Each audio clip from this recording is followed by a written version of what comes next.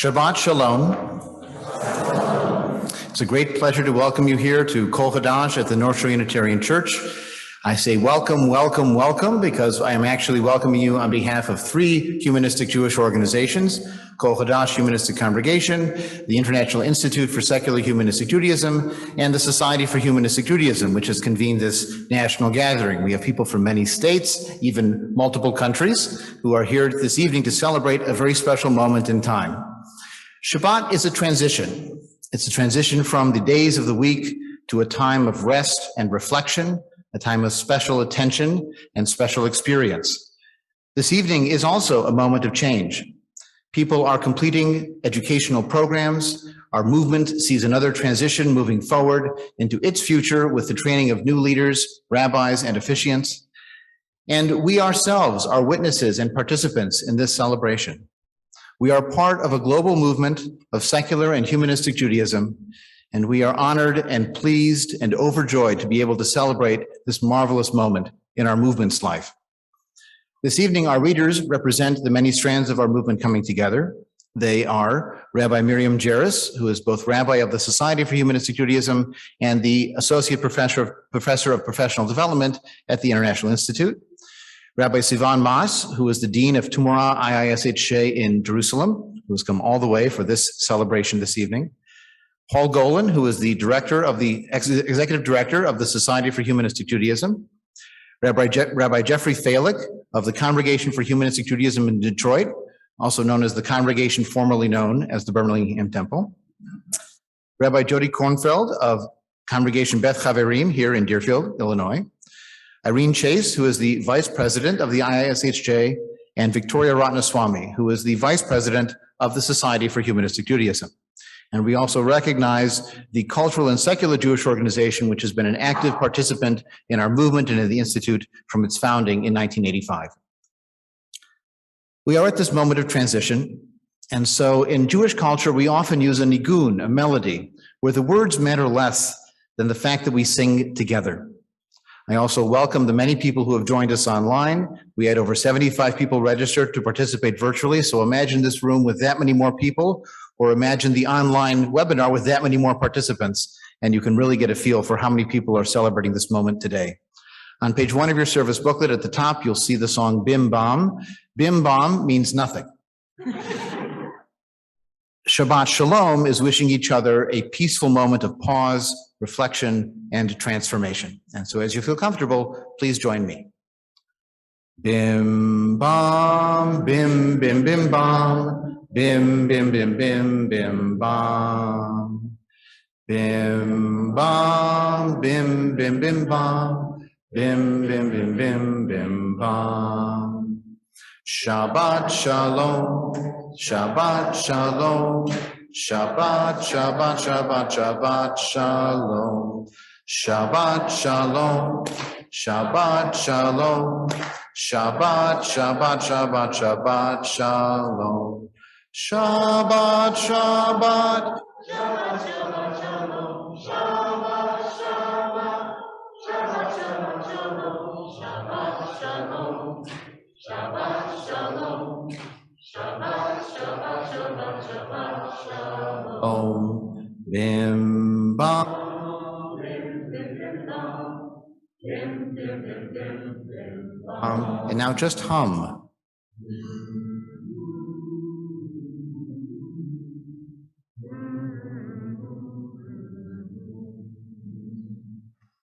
Shabbat Shalom. Shabbat marks an end and a beginning. As the light fades and day turns to night, a new time begins in Jewish life.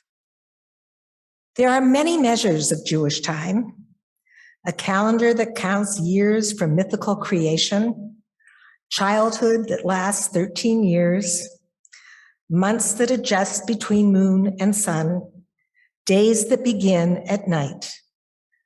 Is it any wonder that on time seems foreign to Jews?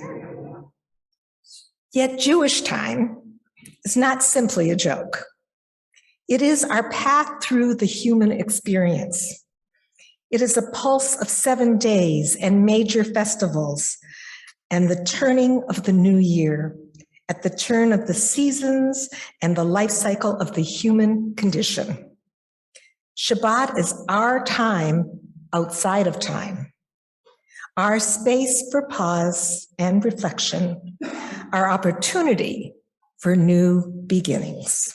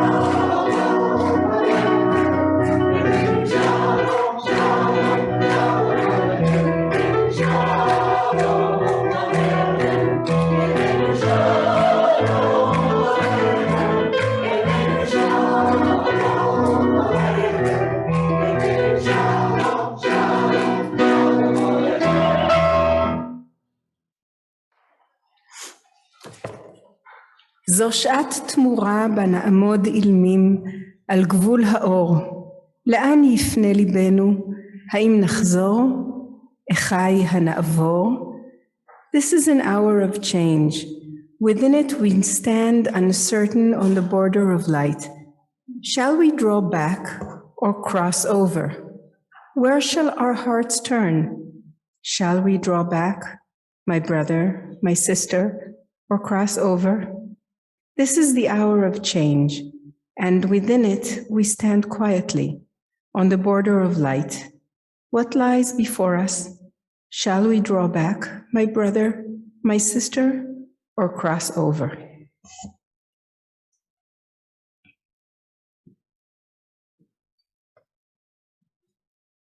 In each Jewish home, the beginning of Shabbat is not a matter of time. It is actually an action that begins Shabbat in your space. It is the lighting of candles. And so in our congregation, we often have the host of the Oneg Shabbat invited forward to light our Shabbat candles. This evening, since Kol Hadash as a congregation is hosting, I'd like to invite our chair of our steering committee, Victoria Ratnaswamy, to come forward. And the best blessing for lighting candles that we can have in our movement is our song that's all about light. It's called Eifo Ori on the bottom of page 2. I invite us all to sing together.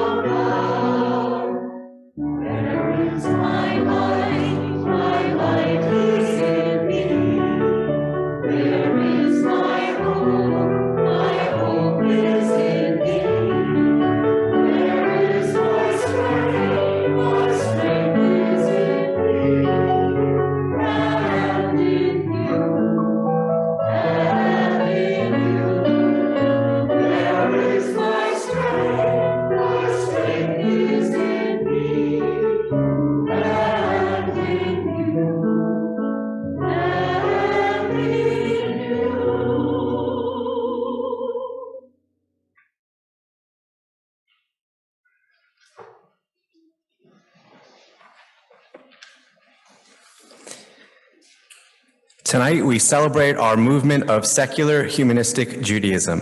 Secular humanistic Judaism has many roots. The Enlightenment taught us the power of rational inquiry. Humanist philosophers, both Jewish and universal, inspired our intellects. Jewish cultures and traditions pulled at our emotions. Our dignity demanded Jewish fulfillment consistent with our new convictions. The Jewish people created Judaism, and it is our right and our responsibility to connect to our heritage in meaningful ways. Our creative response to our Judaism is a sign of our commitment to the Jewish family and its future. It might have been easier to vanish into the world of human culture or to take the easy road of conformity instead of the hard path of integrity. We choose how we are Jewish. We are free individuals. Judaism is our culture, and we are proud to celebrate both freedom and tradition together.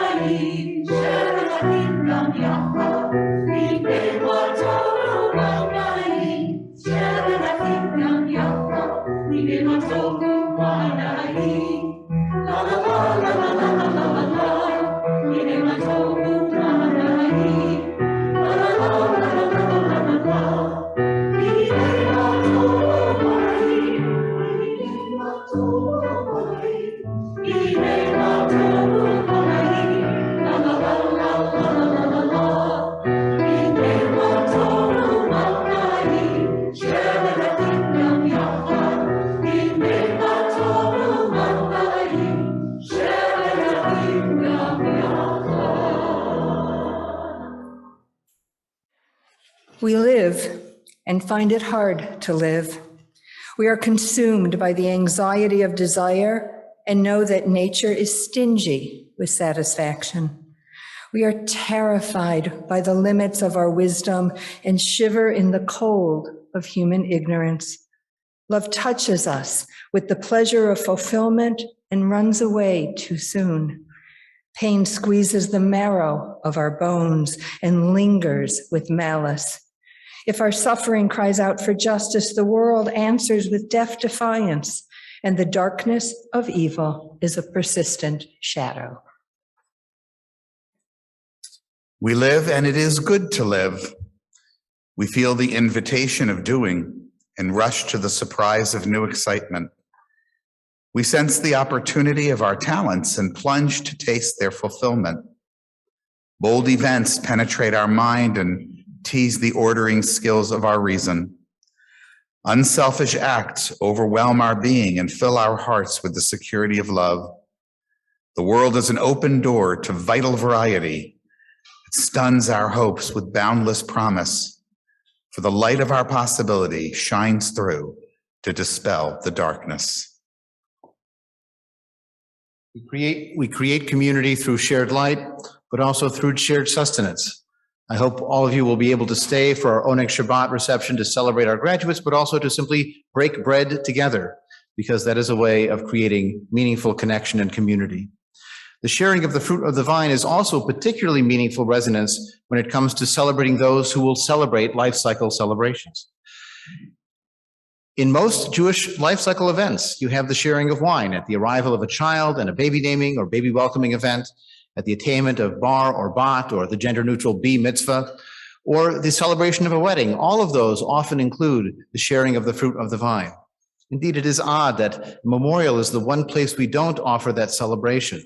But perhaps as time goes on and we become more accustomed to the process of letting go, we can find a way to celebrate life then too, and to add a wine blessing, a kiddush, to that most special of moments in the human life cycle. And so this evening, I will sing our modified humanistic blessing in Hebrew. If you're familiar with the traditional melody, it matches that. This is part of that balance of continuity with the past and creativity of our own innovation and ideas. And then we can say the English all together as well. Baruch haor ba'olam, Baruch haor ba'adam, Borei pri hagafen. Blessed is the light in the world. Blessed is the light of humanity that brings forth the fruit of the vine. L'chaim, l'chaim, to life.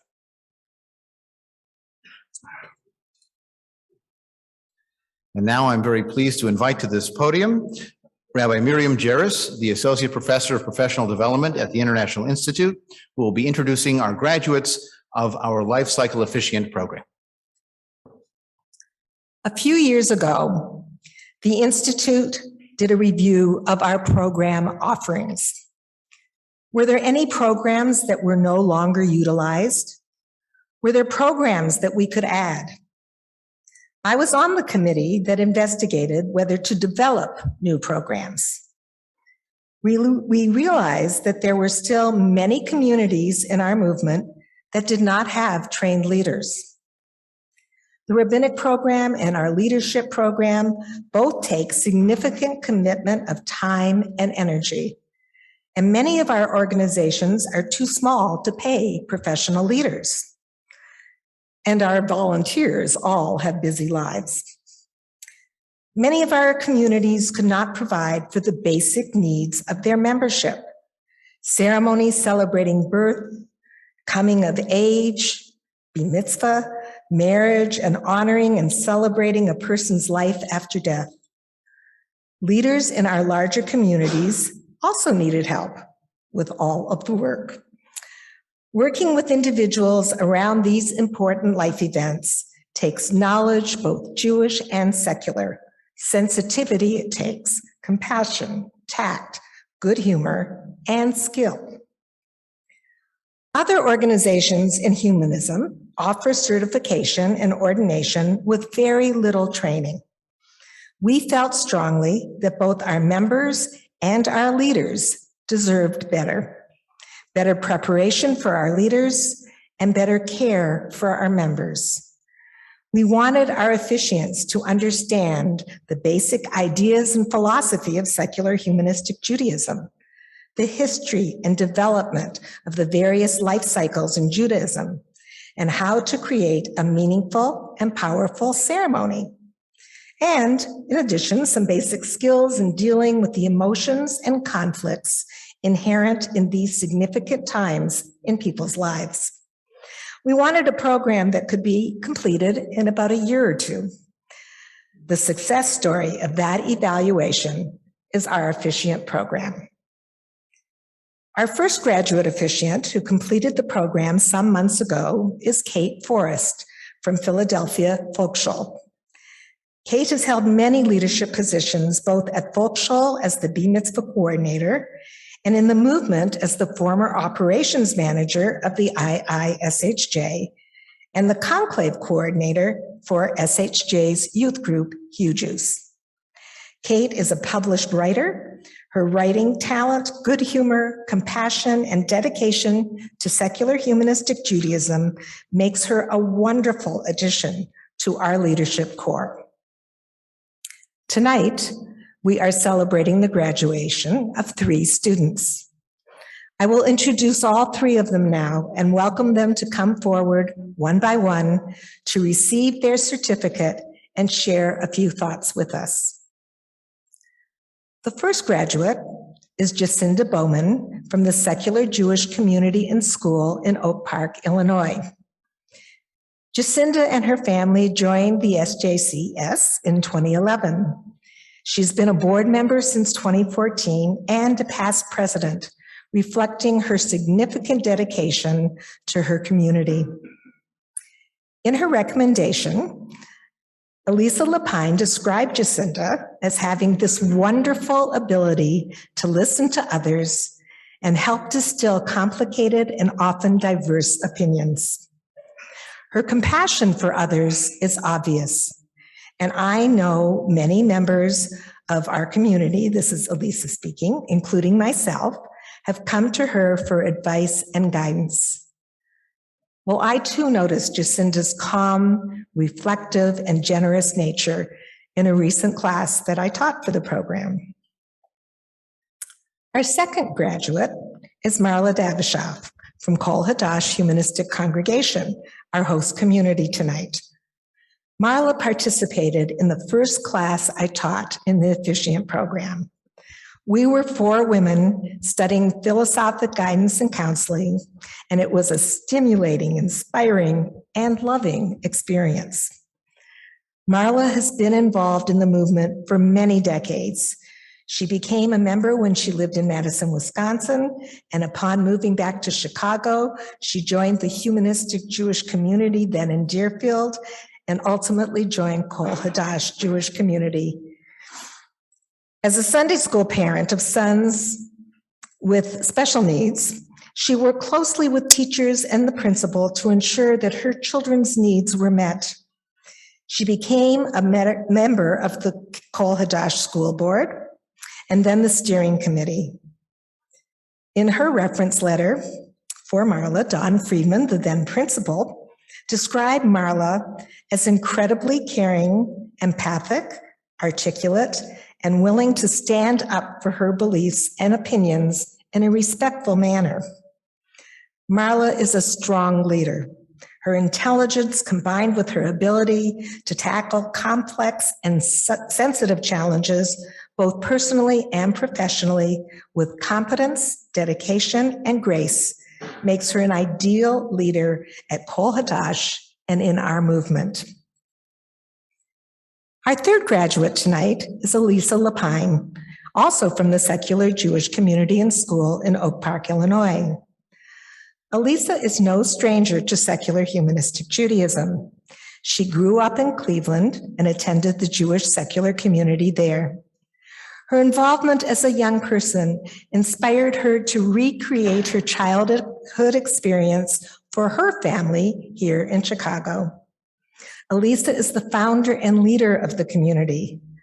A psychologist by profession, Elisa has learned many of the skills to make her a remarkable leader.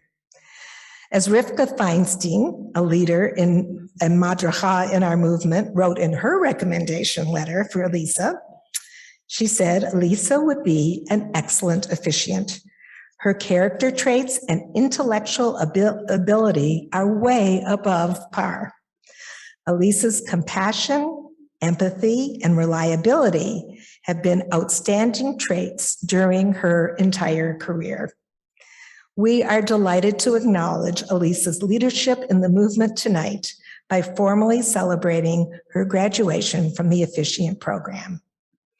How lucky we all are to honor these 3 stellar women at the first formal and in-person graduation ceremony for our Officiant program. Jacinda, we invite you to join us now, followed by Marla and then Elisa.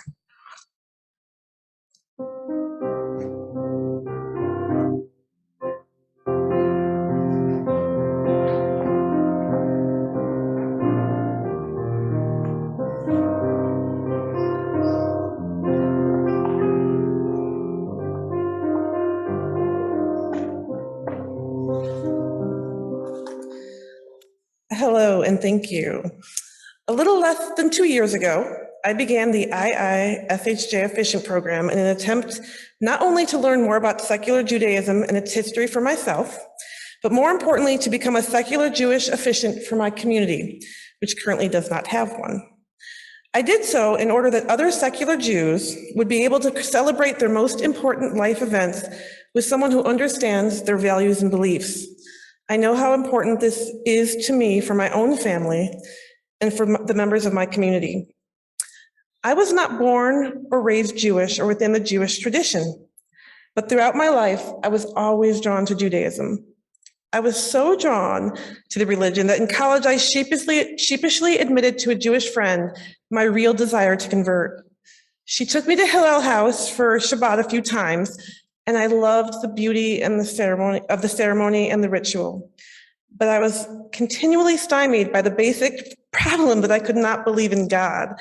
Try as I might, I didn't feel moved by that aspect of Judaism or any religion, and I felt fraudulent trying. So I put my interest aside for a while. A few years later, though, I found myself married to a wonderful Jewish man. He was raised in a home that straddled the line between Reform and secular Judaism, primarily secular. He's ethnically and culturally Jewish, but he too was never religious. And finding a community when we were first married wasn't a primary concern of ours. But as everyone knows, when you've raised them, once you have children, everything changes. We were suddenly worried about where our children would experience and learn about their Jewish culture and heritage. There were temples, of course, but we had no desire to raise our children religiously or choose their religion for them. When I found that there was a secular Jewish community in our town, I felt like we'd been handed an unbelievable gift. But it wasn't just a gift for our children, it was a gift for me. I quickly fell in love with the way it afforded me an opportunity to continually learn about Judaism and the myriad of different perspectives found within it without a reflection upon God. I fell in love with how dedicated secular Judaism is to social action. I fell in love with the pride it instilled in my family about its heritage and its culture without feeling as though we were choosing the religious beliefs for my children. I simply fell in love with secular Judaism. It was everything I had ever been looking for, and it was my home. I joined the Officiant program as a way to give back to that community for everything that they had given for me and everything that they had done for my family. We should all have officiants available to us who can empathize with our most strongly held values, and I am proud to now be one of those people for my community. It is my wish that through such self-sustainability, secular Judaism will be able to thrive and grow into the future. I want the children now in Sunday school to be able to raise their children with the same wonderful experiences that my children are having. I want to know that there will be secular Jewish communities wherever my family may go in the future. And finally, I want to know that someday it won't take someone like me, and it won't take families like mine so long to find secular Judaism for themselves. I want to thank most of all Rabbi Shalom and Rabbi Jairus, who taught so many of our seminar classes and sections and who led us step by step through the program. I really particularly appreciate their attention to helping me with my improvements to my work. I wanted to thank all of the faculty members who taught the life cycle classes and brought so much experience and knowledge to their courses. I want to thank you especially to the secular Jewish community in school, particularly our leader and classmate, Elisa. Your constant support and love has been so meaningful. And of course, my children and my husband, who were so understanding, no matter how many times I said, I'm sorry, I have to attend this class, read my books, or write this paper. And no matter how many times I'll be with you in a minute turned into I'll be with you in a few hours. Your love and support and patience are my superpower. Thank you. Since joining the secular humanist Jewish movement almost 30 years ago, I'm humbled and touched as I reflect back and realize I've personally experienced all major life cycle ceremonies as a member of this community. These ceremonies help me to integrate changes throughout my life, not only into who I am as a person, but also as a member of the wider Jewish community. It wasn't just the actual ceremony that was transforming, but also the writing and creating of them that helped me to explore the meaning behind various milestones in my life. The ceremonies also reminded me of my greater connection to humanity and to the Jewish communities I call home. At one point in my life, that was Beth Orr and Rabbi Dan Friedman. Rabbi Friedman said something at my first wedding that resonated with me so much that I repeated it at my children's baby namings and then again at their bar mitzvahs. You are here today because of generations in love and light that preceded you, and you in turn are the promise of generations to come. His words grounded and continue to ground me to the deep connections life cycle ceremonies have to my past, present, and future. It reminds me that whenever I honor a milestone, that I'm connected to something larger than just myself. The second SHJ community I joined was a Chavara in Wisconsin. I want to thank the late Ruth Feldman, who helped me write the baby naming ceremony for my son and drove up to Madison, along with her husband Gil, to officiate it in my apartment. As a madrika, Ruth also inspired me as a teacher and mentor, encouraging me to submit some of my essays to the SHJ Journal, which were later published there. The Jewish community I now call home is Kol Hadash. And I want to thank Rabbi Adam Shalom, who taught me how to balance letting others lead and create their own ceremonies while maintaining structure and integrity. He ushered my boys through their bar mitzvahs, giving them the extra support they needed without compromising their independence. Rabbi Adam was also there for my family when my father died, visiting at home and officiating at his funeral. Watching him, I again learned how to incorporate Jewish philosophy and tradition into ceremonies while respecting individual choices and beliefs. Being an active participant in creating these ceremonies at my 3 SHJ communities inspired me to want to help others find meaningful ways to mark transitions in their lives. I'm not the same person who 4 years ago applied to the Officiant program, but I'm here today with the strongest thread of my evolving tapestry being the stitches that link me to my Jewish identity and community. My professional work as a psychotherapist also inspired me to become an officiant.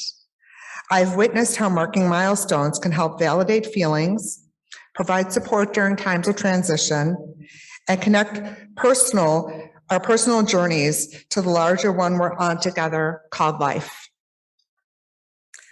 I also have a special interest in end-of-life rituals. And as a part of my work these past 4 years, I researched and wrote 2 services about this. The first, called Alternate Endings, which is based on an HBO documentary by the same name. And the other is coming up in May, Thinking Up Outside the Box, about non-traditional funerals. I strongly believe in empowering individuals to make their own choices, and my hope is that with the knowledge I gained in my studies, that I can better help clients and their families navigate these sensitive subjects. There's an irony to officially being officiated as an officiant here at tonight's ceremony. Throughout my 30-year journey with the SHJ, this is the one event that is mine alone, yet I also stand here with a community of congregants, peers, and family. My hope as an officiant is to not only help members of the SHJ community honor milestones in their lives, but also use my knowledge to inform my work as a therapist. As a social worker whose practice focuses on the unique needs of older adults, I already help my clients navigate life's transitions, but now as an officiant, I can offer an additional presence for the memorials and funerals. Thank you once again to the IISJ for offering this program and allowing me the privilege to become an officiant, and Rabbi Miriam Jairus for your kind words. I also want to give a special thanks to my family and friends for encouraging me on this journey. Once again, in Dad Friedman's words, I am here today because of generations of love and light. And as an officiant, I hope to be the promise of generations to come. Thank you.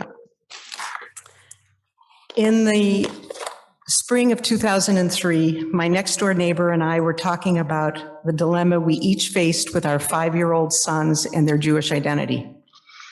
My neighbor had grown up in Kansas City in a conservative Jewish household, but no longer felt connected to that level of religious observance.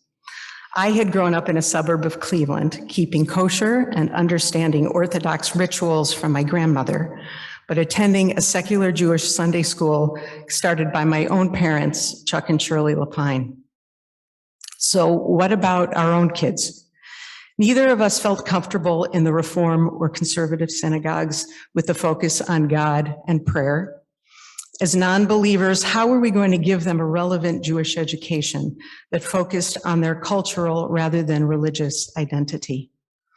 There were a couple of other Jewish secular and humanistic communities in the northern suburbs, but nothing near Oak Park. We decided to hold a meeting at our local library and find out if other folks were having the same dilemma.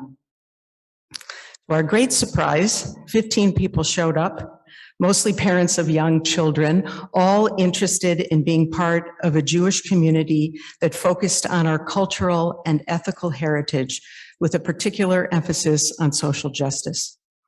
From that meeting, with invaluable help from my favorite Yiddish teacher, who was also the executive director of the Congress of Secular Jewish Organizations at the time, Rivka Feinstein, we planned to host a potluck Passover Seder. We rented the basement of Pilgrim Community Church, the beginning of our commitment to using community spaces rather than owning our own building, created our own Haggadah, put up flyers around town. There was no mom mail then, and we waited. We were overjoyed when 77 people came to celebrate Passover. By September of that year, we had developed a curriculum, incorporated as a nonprofit organization, found our first home at Wonderworks Children's Museum, and opened our doors as the secular Jewish community and school of Oak Park. My commitment to building and loving SJCS for the last 19 years has fed me in many ways. One of the greatest joys has been creating community. There is something extraordinary in watching a new family join us for a holiday and be welcomed by many interesting, smart, friendly, funny, and curious members so that by the end of the event, they feel they have found their Jewish home. Or welcoming a new baby by passing around a beautiful jar that we all fill with soothing oil and express our wishes and hopes for the newest member of our community. Or feeling moved by the extraordinary music from our own string quartet during our Kol Nidre program and sharing memories of the people that we've lost. Or loving the silliness of the adults performing our Purim spiel and the kids delighting in our homemade carnival. Or guiding our B'nai Mitzvah students as they work hard to prepare to be welcomed into the community as young adults. While I believe that we have been able to provide for many of the needs of our members, needs change over time. The older kids who started with us when we opened our doors are now launched and getting married. Many of us have lost parents and grandparents, and even a couple of our own members have sadly passed away. Listening is my primary job in my professional life as a clinical psychologist. Listening to what our community needs is probably the most important job I have as a community leader of SJCS. And listening to myself is probably the hardest job of all. I realized that I had my own wish to become legitimate and truly learn how to guide and lead our members through two vitally important life cycle events, weddings and funerals. I wanted to be able to respond to that need with confidence. With the help of Adam Shalom and Miriam Jarris and the faculty of IISHJ, the Life Cycle Officiant program has allowed me to take this step in my own development as a secular, humanistic Jewish leader. This entire journey would not have been possible without the support of my husband and partner of nearly 30 years, David Gilbert. He has sacrificed many hours and many Sundays, enabling me to realize my own dream, even if we didn't always share the same dream, while consistently lending his ear, his shoulder, and his extraordinary humor. Expressing his pride in me has been one of his greatest gifts. Being an amazing father to our now 2 grown sons, Seth and Ethan, has been the best gift of all. You guys are my world. I also want to acknowledge all the folks at SJCS, members, teachers, volunteers, organizers, who have enabled us to create a secular Jewish community and school for our own kids. I want to particularly acknowledge Gail Fisher, without whom my taking this latest challenge would never have happened. I consider myself extremely lucky to have so many supportive friends in my corner. The making of a community was certainly my wish when we began this great experiment in 2003. I wanted a place that would feel like home, a place where I didn't have to apologize for being a non-religious and non-theistic Jew, a place where I could be with others to celebrate my cultural heritage as well as my politics, a place where I could educate my children and give them a sense of belonging and feel special about belonging without feeling superior or chosen, a place that would nurture me as well as allow me to nurture others, a place where I could feel challenged to do more and say more and be more and act more. Becoming a life cycle officiant is now an integral part of that dream. Thank you.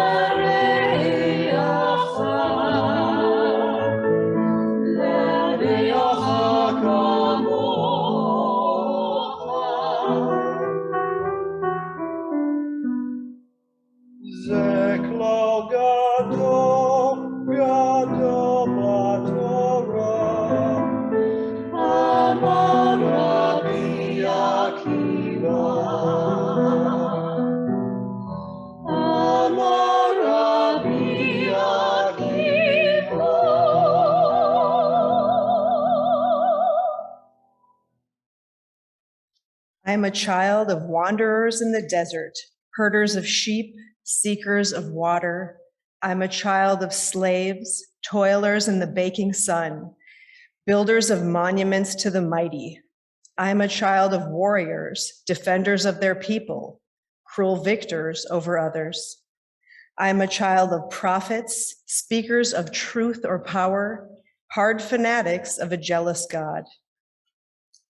I am a child of seekers after truth, scholars of ancient texts, mystics and dreamers.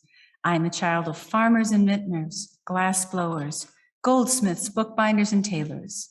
I am a child of poets and singers, laughing and hungering for wisdom and light. I am a child of victims and martyrs. I am a child of those who fought back. I am a child of Hasidim, open to the mystery of the cosmos. I am a child of the Enlightenment, discovering the secrets of the universe. I am a child of the Jewish people, heir to its riches, owner of its treasures.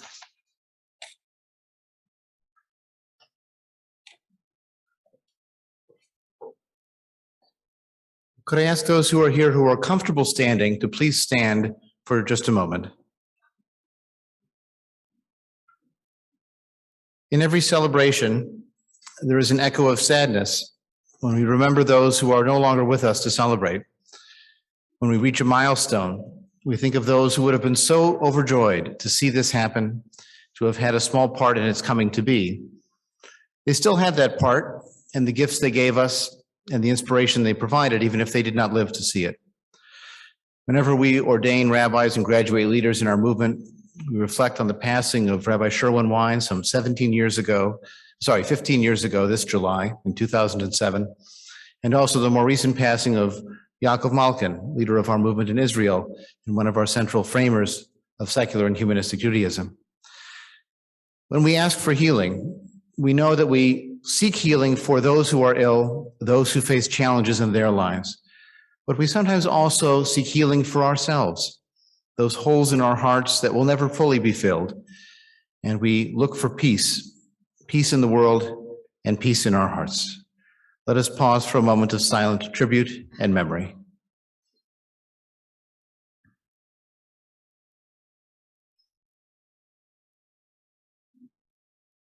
In the Hebrew Bible, the Tanakh, and the book of Proverbs, we read Zecher Tzadik Livracha. The memory of good people is a blessing to us. I invite you to be seated as we hear a song hoping for healing and peace.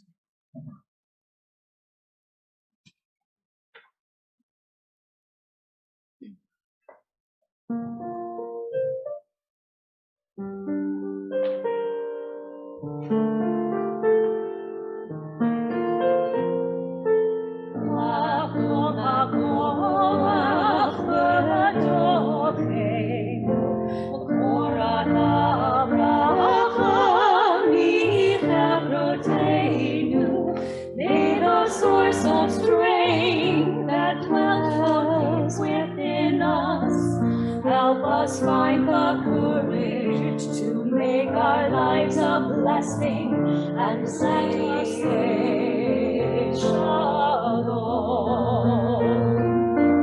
Makom hakom atocheinu b'korat habracha.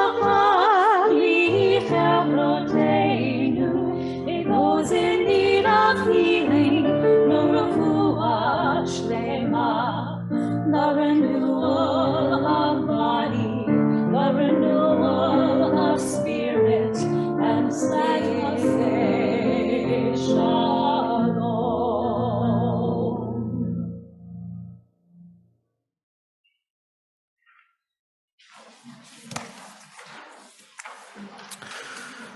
For many years, the Rabbinic and secular humanistic Judaism were deemed to be incompatible. Rabbis were religious, and cultural Judaism was not. But time has changed perspectives. Our movement needs scholar leaders to serve the needs of our communities in the same way that theistic Jewish congregations need the guidance and teaching of rabbis.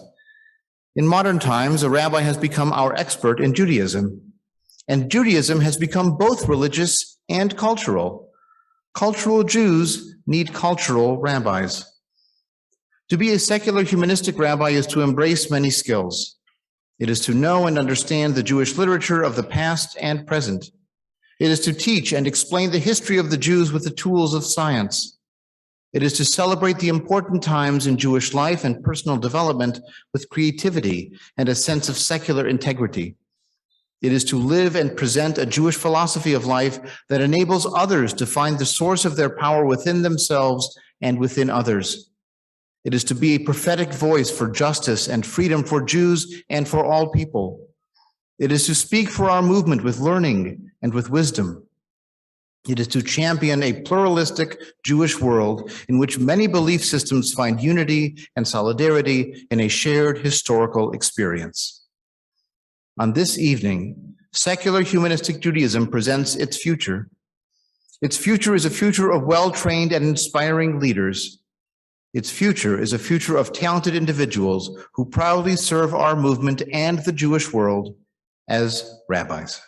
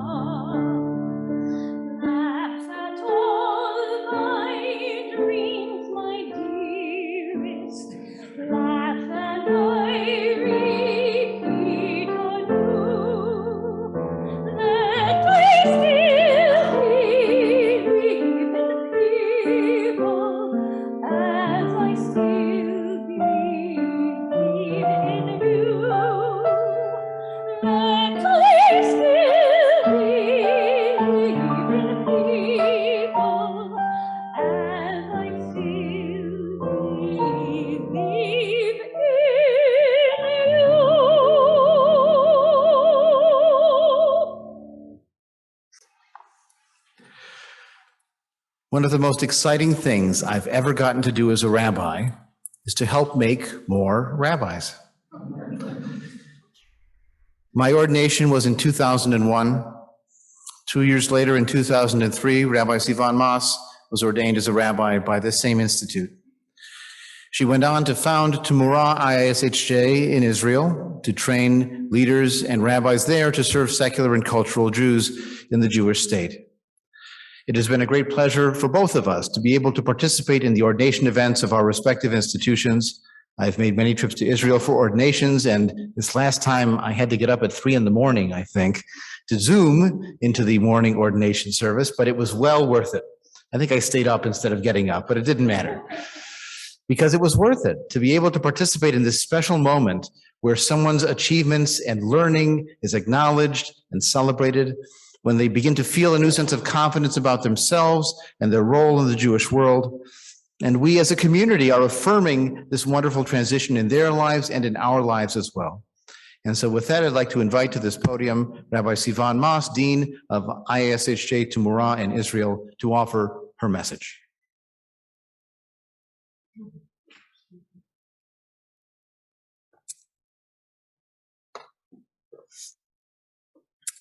Adam's right. We do have the best job ever. I think that that's the best way for us to recruit students to our program, because I really do believe that being a rabbi, being a leader, is a great job. I come here as part of my job. But I go back to Israel inspired by the work that you people are doing here and by meeting, every time I'm here, more people like the graduates of the Officiant program. I was sitting there, I was telling Miriam, just unbelievable. And so I'm really grateful for this opportunity. I wanted to start what I wanted to say today with an idiom that says, don't judge a book by its cover. Would probably go well with the idea cited in the Mishnah by our forefathers. Rabbi said, don't look at the container, but at that which is in it. Al tistakel bakankan ela bima sheyesh bo. In line with this idea, I believed I had a good opening for my presentation tonight, and then I realized, guess what? The opposite. I wanted to tell you how great it finally is to see all of you unmasked, some even without a screen between us. But then realized that these same masks and screens saved us, allowed our ordinees to complete their studies, and even internationally celebrate and hang out together. So covers do matter, guys. Not always, not in every case, but sometimes they matter just as much as content. Some may argue even more. Yes, I truly understand the radical claim I just made. Sometimes what truly matters is the container. This approach is extremely important to our movement, specifically, but to Judaism at large. There are many kinds of vessels. For example, a word is a vessel containing meaning. Meaning keeps transforming, as philosophers like Wittgenstein or Derrida showed long ago. You can use the same checkerboard for entirely different games, which include different rules and meaning. Hebrew words, such as in other languages, evolve. Hebrew, an ancient language with supernatural faith-based religious words, is being secularized daily in Israel, but all over the world.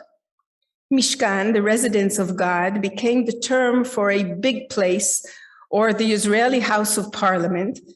Some may claim that they themselves may think of them as divine, but today we're just about to ordain 2 rabbis.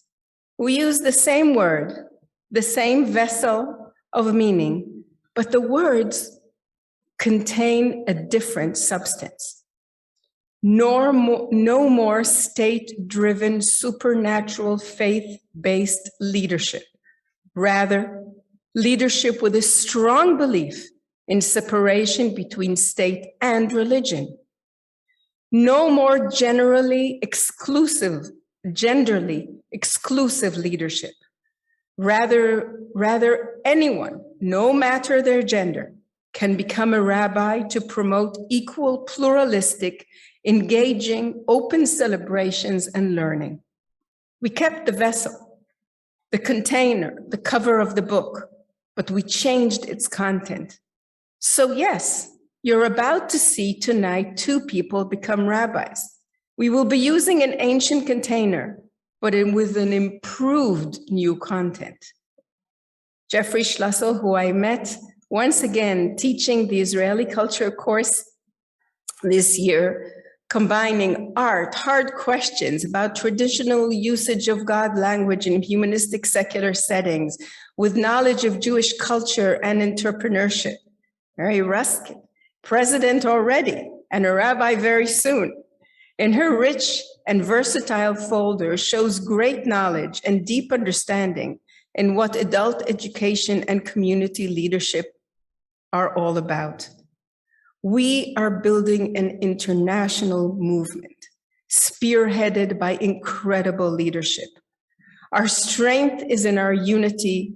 Our power is in our diversity. This is what we're doing here tonight, continuing the legacy of our forefathers, Rabbi Sherwin T. Wine and Professor Yaakov Malkin, both former provosts of the IISAJ, making history, as they both would say, ordaining the next generation of rabbis. I'm honored to be here tonight, excited to take part in this conference and this ordination event. I am extremely thankful to the IISHJ BOG for your support in enabling us, Rabbi Dr. Adam Shalom, and myself as deans of the respective institutions of North America and Torah and Israel, to continue to teach and ordain together our next generation of secular humanistic rabbis.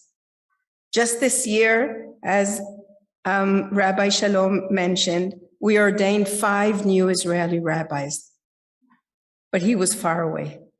Hopefully, you will all join us on Hanukkah 2023. Mark it down. To celebrate 20 years of IISAJ together in Jerusalem, ordaining more rabbis for our movement. And we will be ordaining then, have been ordaining their 50 rabbis. We share our humanistic belief. We walk with courage and integrity because we trust each other. The term to ordain, lehasmich in Hebrew, comes from the root trust. So let me paraphrase and say, and you are welcome to repeat after me. In Mary and Jeffrey, I trust. Our ordination certificates are a blending of inheritance and creativity. In the traditional rabbinic ordination, 2 questions were asked and answered.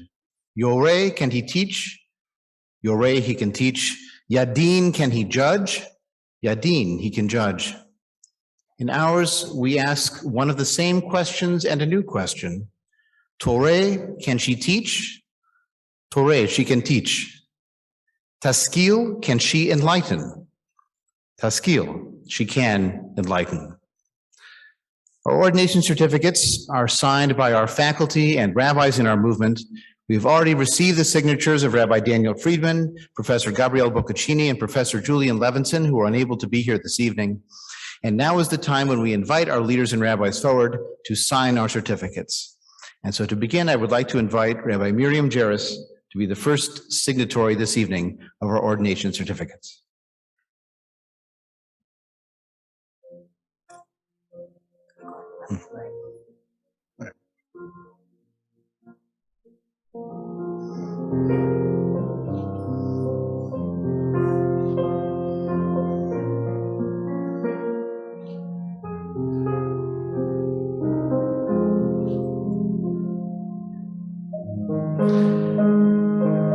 now the rabbi of our founding congregation in our movement, the Congregation for Humanistic Judaism of Metropolitan Detroit, Rabbi Jeffrey Falick.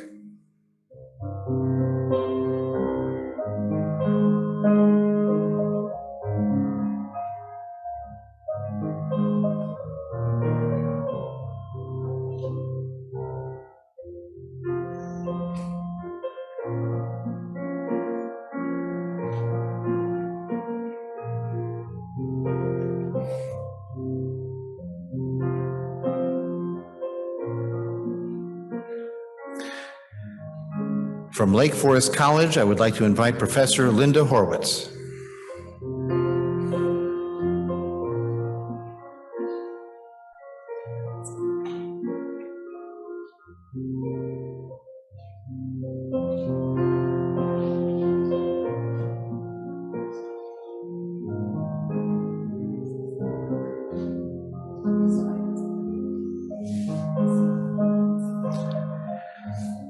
Our Dean of Tumorah in Israel, Rabbi Sivan Malkin Mas.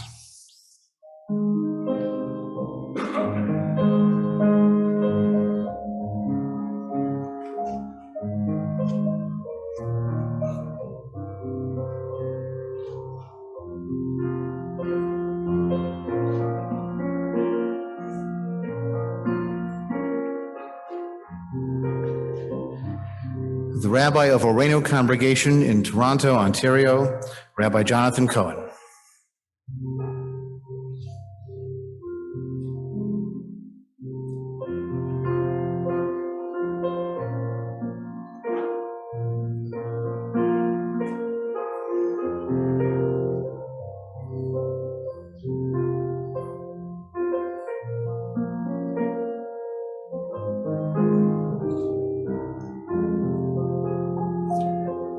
And Rabbi Adam Shalom.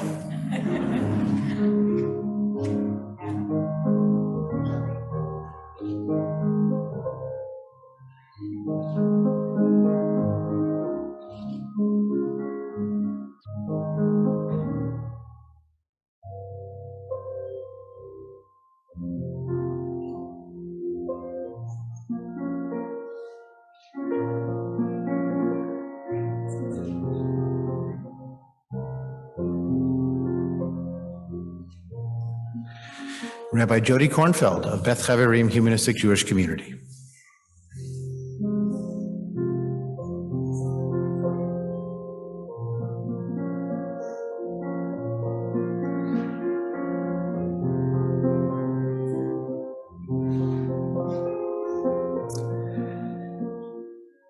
And our last signatories in their first official act as rabbis will be Jeffrey Chesnall and Mary Raskin signing each other's certificates.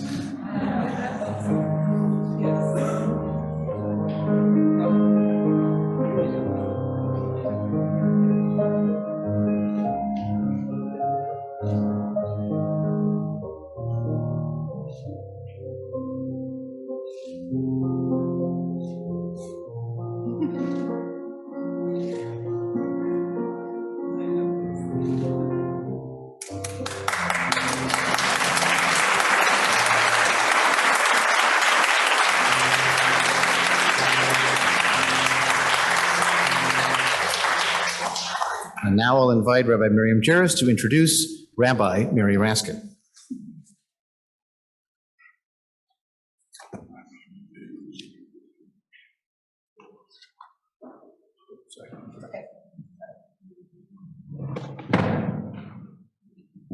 Here we go.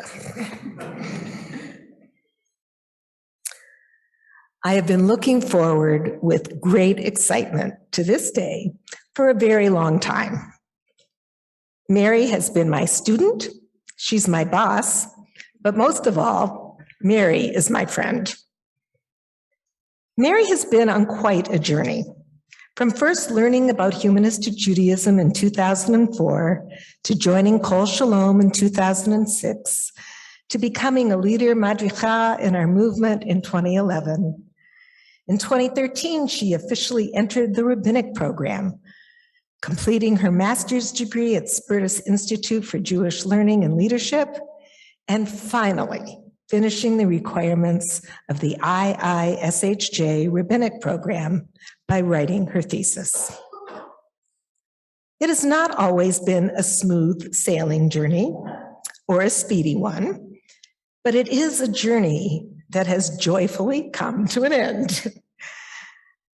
And this is all due to the kind of person that Mary is, tackling each course, each requirement methodically, one by one, with great care, while engaging fully in the process. Now, I first got to know Mary when she was studying in the leadership program. In 2010, she took the philosophic guidance and counseling class that I teach for the leadership in the rabbinic programs. Well, when I taught for the rabbinic program, there were 3 of us in the class. So in order for us to have some practical experience, I participated in the role playing. Denise Hendlarski was the rabbi. Mary and I were the couple seeking to be married. Denise asked us what we loved most about each other. And since I can't make things up, I thought about all the things that I admired about her so that my answer was authentic and believable. When I finished talking, I was crying, of course, which isn't a surprise to those of you who know me, but I realized how true my words were.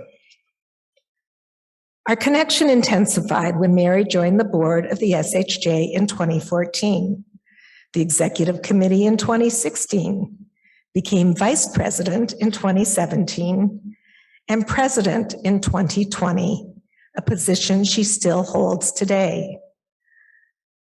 Those years were somewhat of a struggle for SHJ, and the qualities that I've observed in her as a leader were some of the very same qualities that I shared in our premarital session with the rabbi. Mary is a leader. When she sees a need in something she's passionate about, she steps in and steps up. She isn't afraid or ashamed to ask for help. Mary is smart and curious and has a great thirst for knowledge. Mary is reserved and a little understated, yet she makes her wisdom heard. She is compassionate and has a great sense of humor.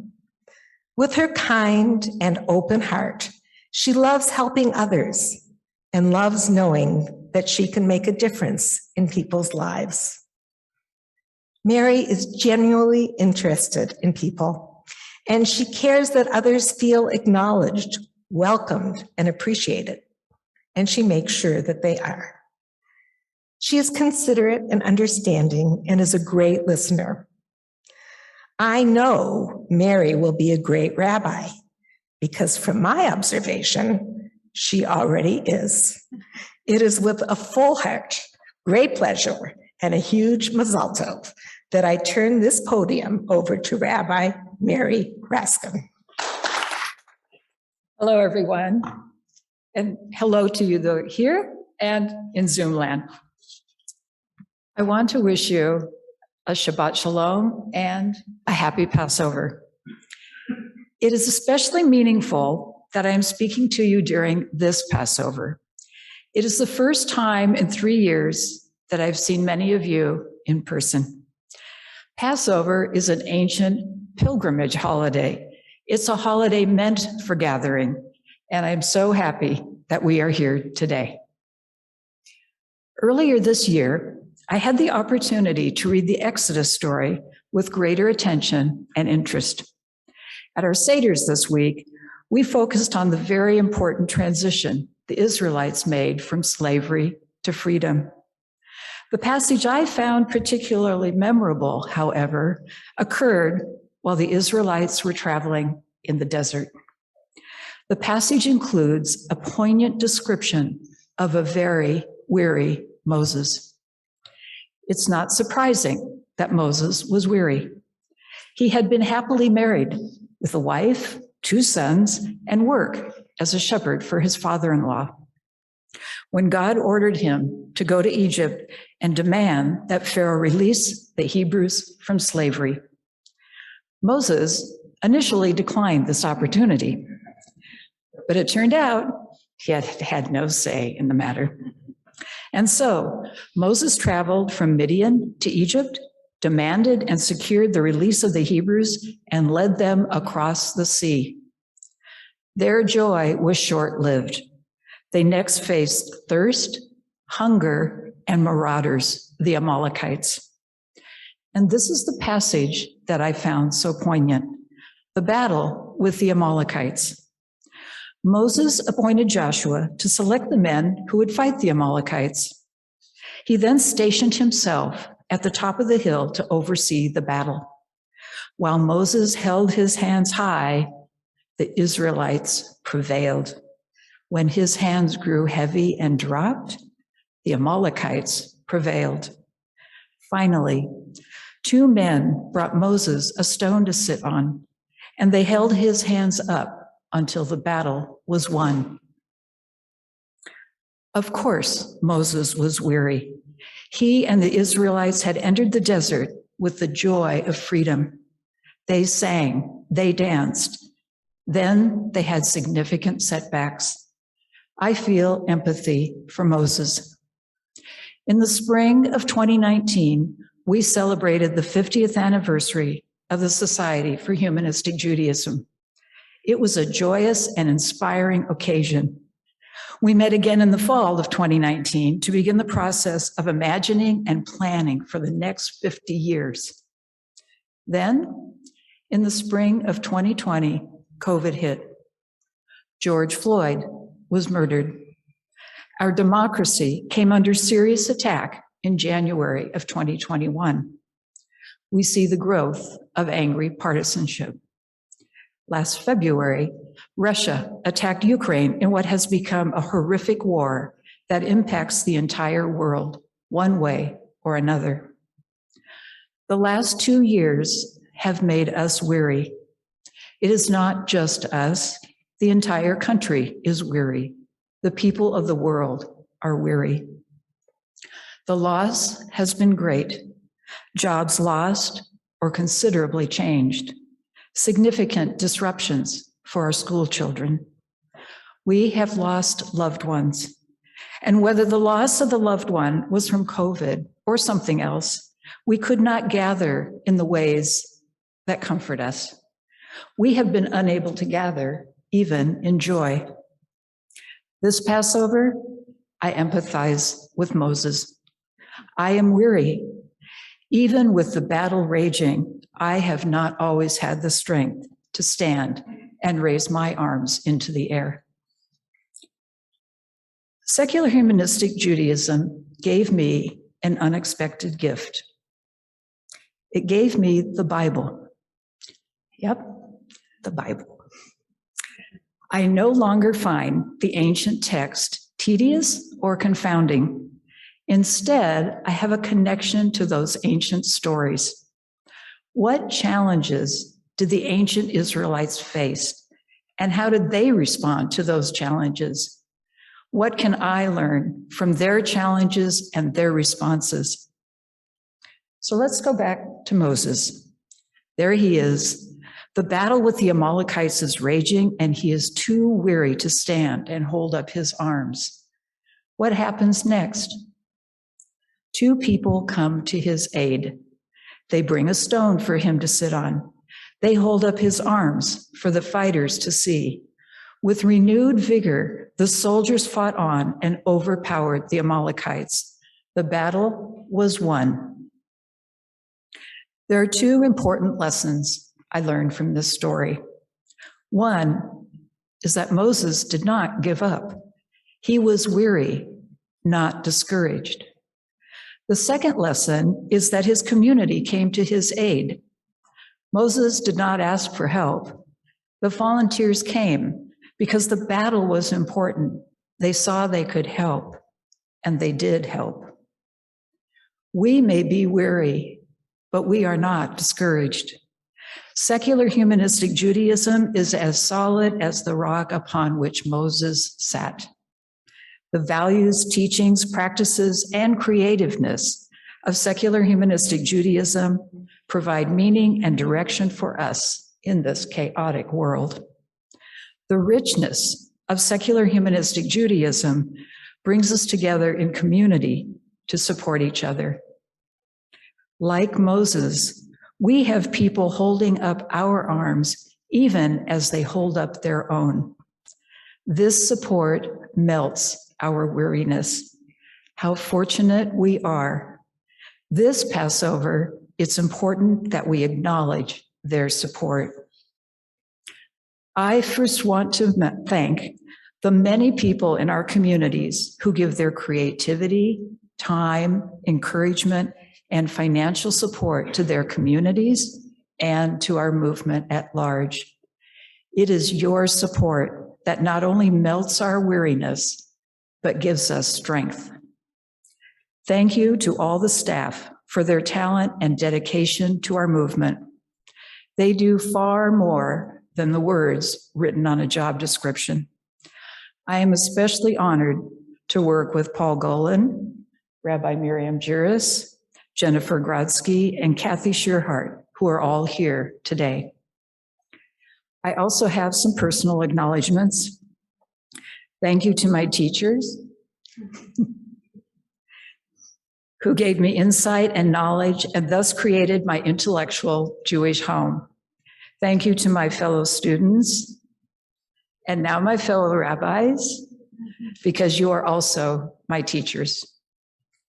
I hold special appreciation to the SHJ board members. Your energy, imagination, and commitment to our movement and to each other continues to inspire me. To my family and friends, thank you for your patience during the many times I was simply gone. While I did deep dives to write a paper or complete a project, I'm so glad you were there when I popped up again. There are not enough words to thank my husband, Gary Sampson, for his encouragement, cajoling, and admonishments. Many times he reminded me that Judaism needs secular humanistic Judaism, that the world needs secular humanistic Judaism. I extend thanks to Cultural Synagogue, my community in Portland, Oregon, for having faith in me as a rabbi. It is an honor to learn with you and from you. Your support gives me strength, courage, and joy. 3 years ago, the Society for Humanistic Judaism produced a special 50th year anniversary liturgy book. The Moses story I shared with you is reflected in a writing by Rabbi Felix in the Passover section of that book. No one person can change the world. To do so, we must stand together. Once we begin to do our share, we will understand how what each of us does can ripple forward until it joins with the efforts of others to form great waves of change. It requires no supernatural miracles. It requires only that we respond to the best part of our humanity. Thank you.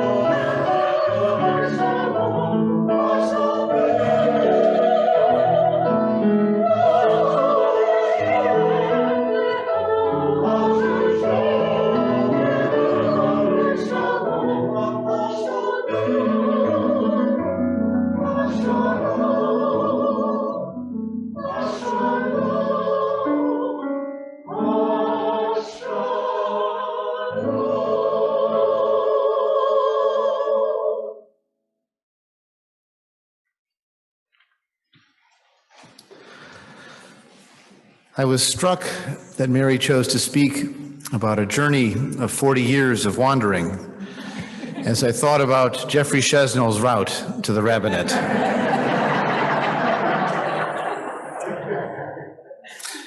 Jeffrey is a very focused individual, and then he's focused again, and then he's focused again.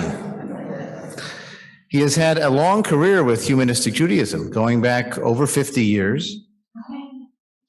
And even more importantly, he's always had a meaningful connection with humanistic Judaism, because wherever he has gone, he has been an active participant in his community, from Chicago to North Carolina to Los Angeles and finally to Phoenix. We hope finally to Phoenix. Jeffrey has found his community in our shared values of Jewish culture and human agency and responsibility. Everywhere he has gone, Jeffrey has been an example of leadership, stepping up when stepping up was needed, directing what needed directing, helping to organize and inspire and communicate and connect. Jeffrey has been a model of productivity, particularly in our rabbinic program. In fact, one of his fellow students last week said, "Could you maybe not write so much so fast? Makes the rest of us not have to work harder." And I did not complain about Jeffrey at all. But what Jeffrey produces is not only voluminous, but it's insightful, it's educated, it's researched, it's a wonderful way of expressing who we are and why we are who we are. An important value for Jeffrey, wherever he has been in our movement and in the Jewish world, is the commitment to Jewish pluralism, to serving Am Yisrael, the people of Israel, in its broadest understanding. And so in his work currently at the Arizona Jewish Historical Society, in his work as a rabbi in the community, as a madrich, even before that, as he has been in both of our leadership training programs and completed them both with stellar results. In all of his work, he respects Jews who differ with him. He values diverse opinions. He celebrates the many ways that Jews choose to celebrate. That commitment to pluralism is not simply a practical calculation of what it means to be a minority of a minority, to be a humanistic Jew among a broader Jewish community. For Jeffrey, it is a core value of dignity, of respect, and of human acceptance.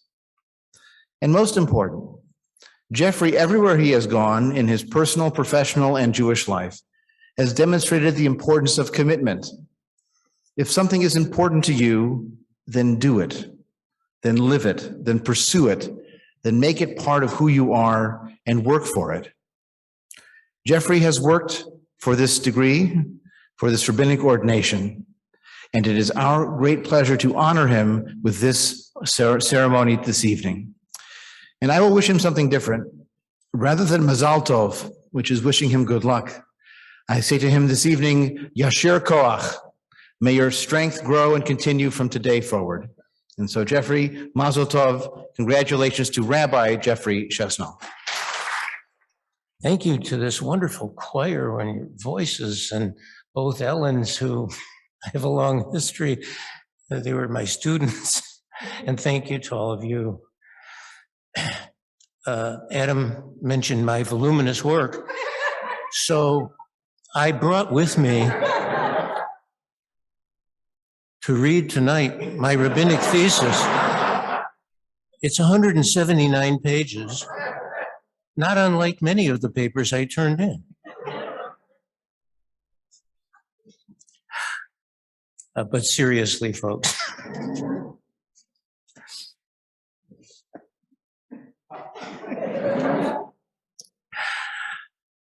This night is a night of joy and light, an opportunity to come together to speak of our shared passion for learning and acting righteously.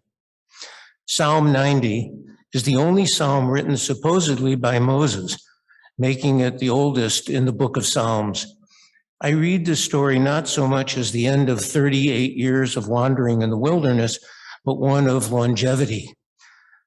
The verse 10 reads, "Our days may come to 70 years or 80, if our strength endures, yet the best of them are but trouble and sorrow, for they quickly pass and we fly away.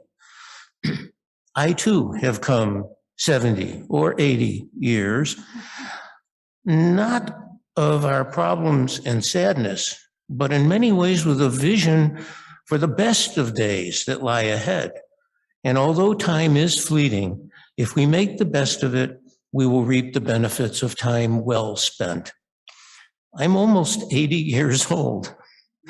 And as George Burns said, if I knew I was going to live this long, I'd have taken better care of myself.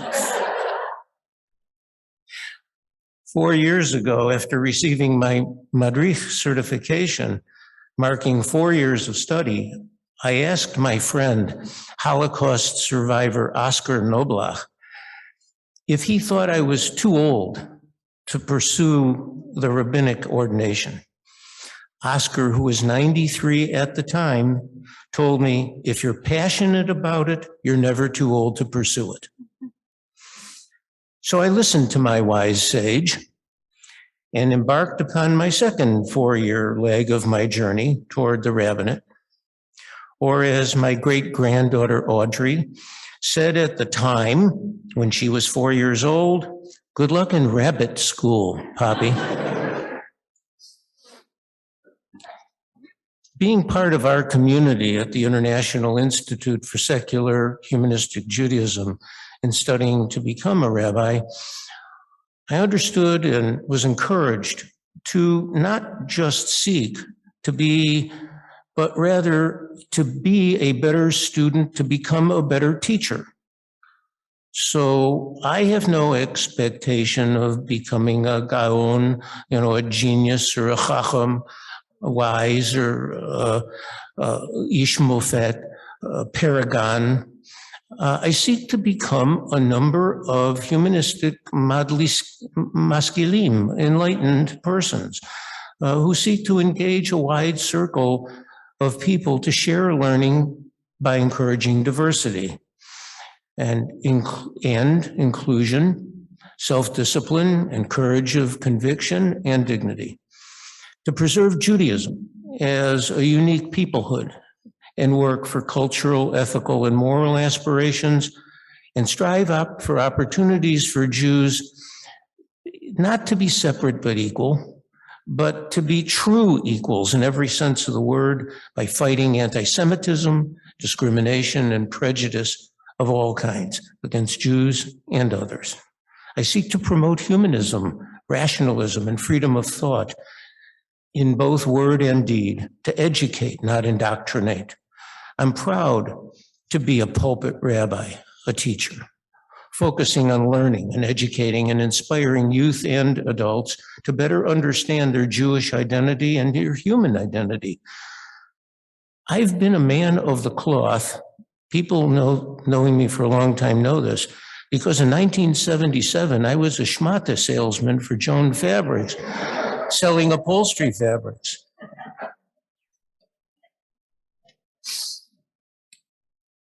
From a friendly source, Pastor Daryl Spanenberg of Logos AOG in Bilhar, South Africa, ordination, unlike graduation, is not something that someone achieves, rather is called to ordination by their community.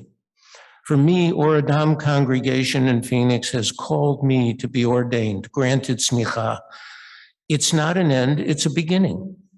It's not about what we've done to get here, but rather what we'll do after we leave here. I don't expect to make a living as a rabbi of a small humanistic congregation, but as always, I aspire to make a difference. The original smicha was the formal transmission of authority from Moses through generations. But since then, smicha has continued in a much less formal way. And the word, as Rabbi Mas indicated, from samach mem kaf, its root, means trust, or to lean on, or to be authorized. To which I say, to Or Adam congregation, and to the other organizations I serve. As Bill Withers wrote 50 years ago, lean on me when you're not strong. You can see why I've become a rabbi, not a cantor. Being ordained will allow me to continue to further my ceremonial and spiritual leadership experience over these years of learning. It gives the title and recognition, but more importantly, my rabbinic studies have enriched my comprehension of our traditions, their origins, how they've changed, how we can make them relevant in our time and place, and how I can effectively share this understanding and experience with our community. Over the past 8 years, I have read many biblical passages over and over and over. One Hebrew passage, biblical passage, that resonates with me in an incredibly strong way is Lo ta'amod al dam re'acha, which means you shall not stand idly by your brother's blood. It's from Leviticus 19:16. To me, it is among the most important lessons I've encountered because it sums up the moral, ethical concerns that we have endured as a people over thousands of years, but it's as relevant today as when it was written. And as my Holocaust survivor friend Oscar says, don't be a bystander, be an upstander. Lo ta'amod al dam re'acha, do not stand by your brother's blood. The core meaning of this passage is best explained by William James, 19th century American scholar who some call the father of American psychology. He explained that a social organism only exists because each member proceeds to their own duty, trusting that others will simultaneously do theirs. Without that mutual trust, any group, whether government or a sports team, could not achieve anything, and they wouldn't probably even attempt it. He explained that a few bandits who trust each other would have the upper hand over a train full of strangers because the passengers have no reason to believe their fellow law-abiding strangers would rise to support one another. There are many dimensions to how one needs to be an upstander. And why not to stand idly by, whether globally, one's country, religion, community, congregation, family, or yourself. In an ever-narrowing spiral of getting closer and closer to the very essence of being, we need to drill down to the emotional arc of being an upstander. We need mindfulness to be aware, to learn, and to reflect, and to act. Lo ta'amod al dam re'acha, do not stand idly by. Watching the war in Ukraine, we're reminded of the lessons of the Holocaust, and Oscar teaches those that were bystanders got millions of our fellow Jews killed and the rest scattered across the globe. Every day, we have an opportunity to stand up for what is right, as opposed to silently accepting the wrongdoing of others. Lo ta'amod al dam re'acha. The Gemara in Sanhedrin 73a explains this rule in graphic terms. From where arises the obligation for one who sees his fellow man drowning in a stream, or a wild animal mauling him, or robbers attacking him? Where is it that he's obligated to save him? From the verse, you shall not stand idly by. Perhaps this is the idea what Dr. Martin Luther King Jr. meant when he said, our lives begin to end the day we become silent about things that matter. And Elie Wiesel reinforced it when he said in the Night Trilogy, we must take sides. Neutrality helps the oppressor, never the victim.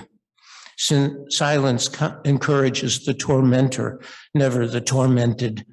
Sometimes we must interfere. When human lives are endangered, when human dignity is in jeopardy, national borders and sensitivities become irrelevant. Wherever men and women are persecuted because of their race, religion, or political views, that place must be, at that moment, become the center of the universe. Unquote. Tomorrow is the last day of Passover, the festival of freedom, and as the Pew Research study indicates, the most popular American Jewish holiday of the year. And it is so popular and my personal favorite because it's multi-generational, participatory, more or less pretty much practiced in the home, although we do have community seders, but most importantly, because it's the holiday where you literally eat the observance. And we know we love to eat. So celebrating freedom as exemplified in the Exodus story, as Mary taught us, is very compelling. Free people are responsible, and they have dignity, and they take in all of life, the bitter and the sweet. Upstanders are acting as free people. They choose to do the right thing. They're free to choose to be a mensch, a person of integrity and honor. And in doing so, they get joy. We began tonight with Psalm 90, which asks how to measure a life. It suggests things deeper. We should measure our lives by truths learned, emotional moments, or bridges burned. Studying with the IISHJ has been rich with information learned, some anxieties and fears, and joys shared. I've been fortunate to be part of a family at the International Institute for Secular and Humanistic Judaism.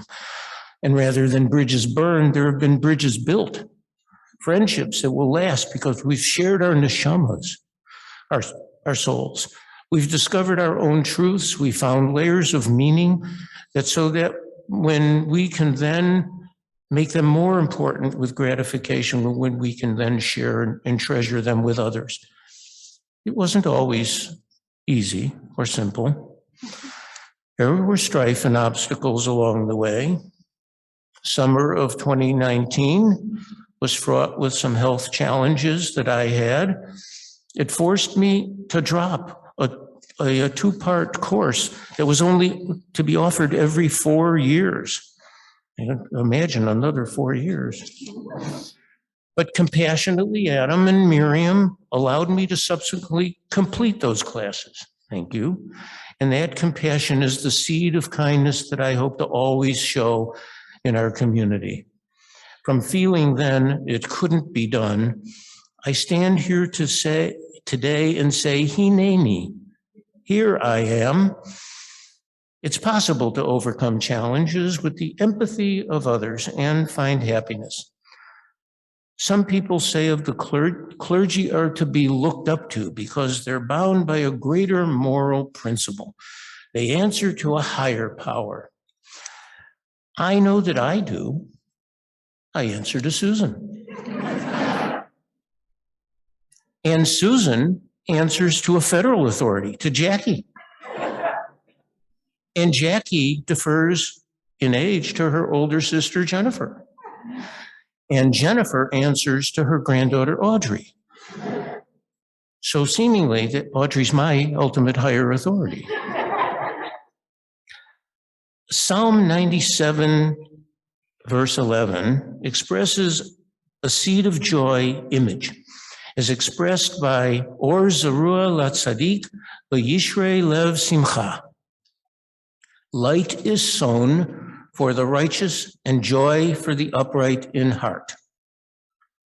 Or as musician Rabbi Shefa Gold, a Reconstructionist rabbi leader in the Aleph Jewish Renewal Movement, writes, plant seeds of joy and light, tend them carefully day and night.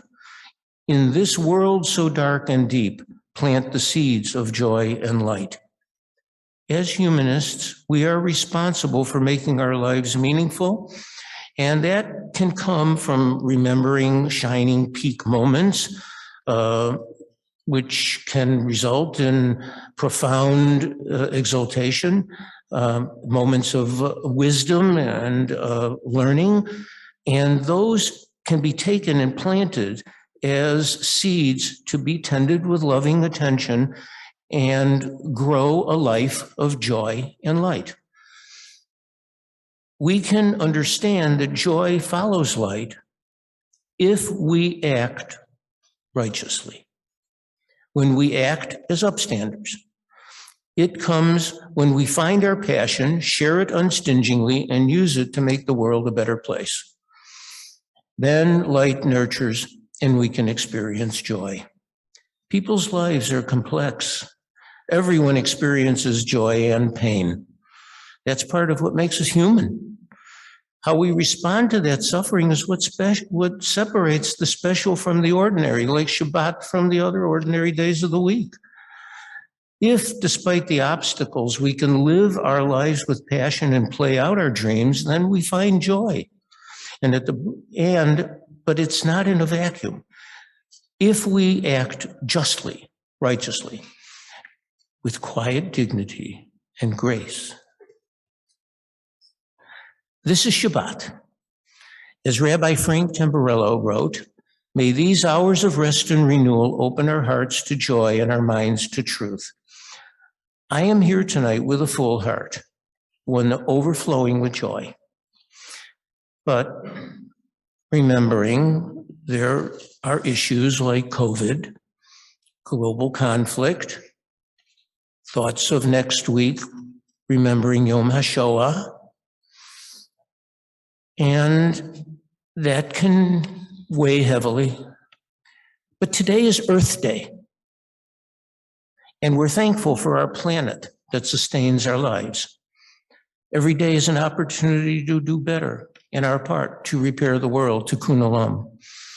It's time for the unstoppable courage to not stand idly by, lo ta'amod al dam re'echa, to preserve and protect our environment, health, families, and therefore our posterity. So my thoughts tonight are simple. We all need to follow our passion, follow our dream, and make the world a better place. We must not be bystanders. We must be upstanders, not stand idly by. And in doing so, we find purpose and joy. So tonight, as I stand before you, not idly, I'm privileged. There are so many people to thank because each of you have played a role enabling me to reach this day. I especially and publicly want to thank the SHJ, Spertus Institute, the IISHJ, my classmates, friends, deans, rabbis, mentors, faculties, leaders, teachers who have inspired me. And by the way, thank you, Linda Horowitz, for helping me write this tonight. The formulation of meaningful thought or guidance does not rest with a singular individual. For me, it began with my moral compass, my Zadie. He was my maternal grandfather, Nathan Kozlov. He told me at age 3, the most significant ambition would be to become a rabbi.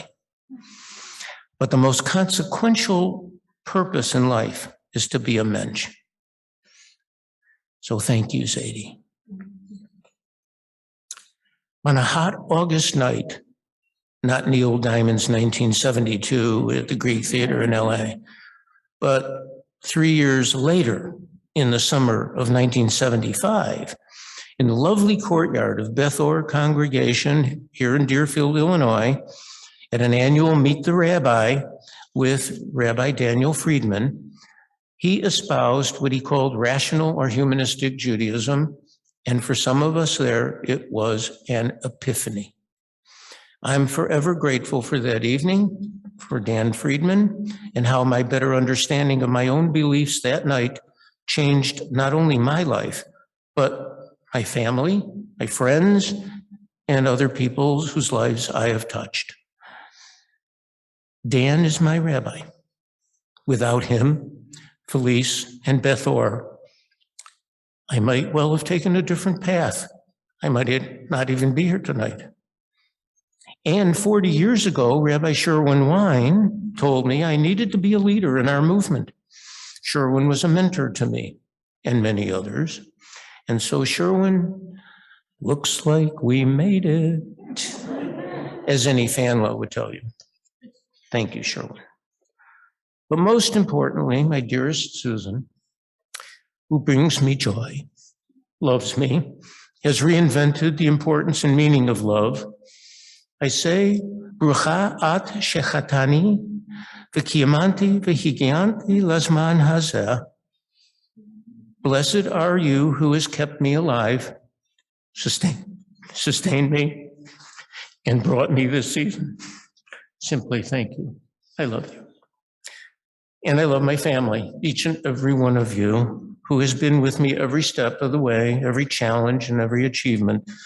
This day will be remembered. And let us grow a life of joy and light. And I say, Ma yafeh hayom Shabbat Shalom. How lovely today is, a peaceful Shabbat. Thank you. Thank you for being part of this special moment in the life of our movement, in the lives of our rabbis and our life cycle officiants, and hopefully in your memories as well. I also want to especially thank the choir of Kol Hadash Humanistic Congregation. I think they deserve a round of applause as well.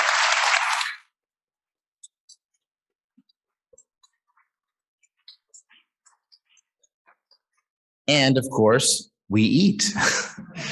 Our closing song is on page 7 of your service booklet. It was originally written in this North Shore Unitarian Church in which we find ourselves, adapted by our Rabbi Emeritus Daniel Friedman. It is Peace Be With You, wishing all of us and each of us peace, love, and joy, and concluding with a joyous Shalom Aleichem.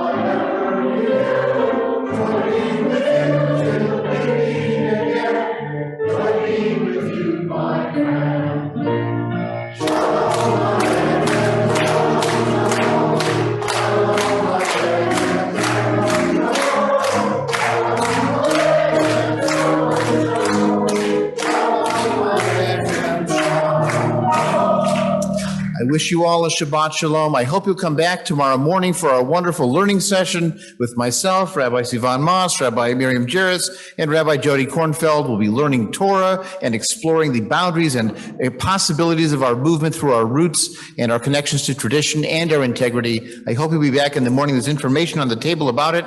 Please wish Shabbat Shalom to the people next to you.